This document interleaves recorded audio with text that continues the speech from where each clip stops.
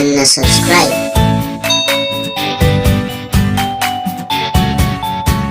Wata budurwa 'yar ƙungiyar asiri mai suna Blessing David ta bayyana yadda ta kwanta da maza guda 10 kafin aka bari ta shiga ƙungiyar asiri wacce suke kira da Marine Girls.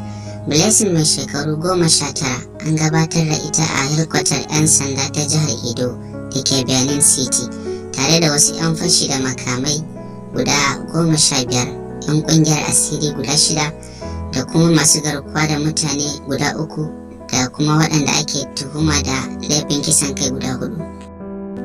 Budurwar ta ce ta shiga ƙungiyar a shekarar 2019 kuma kwanciya da mazan yana ɗaya daga cikin hanyoyi na shiga ƙungiyar.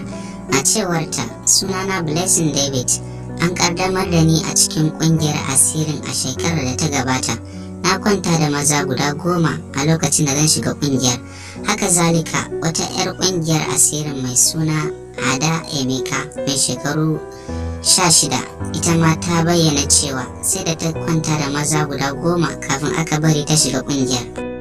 To Allah ya kyauta, danna mana subscribe mai saurare don kasancewa tare da MKTV.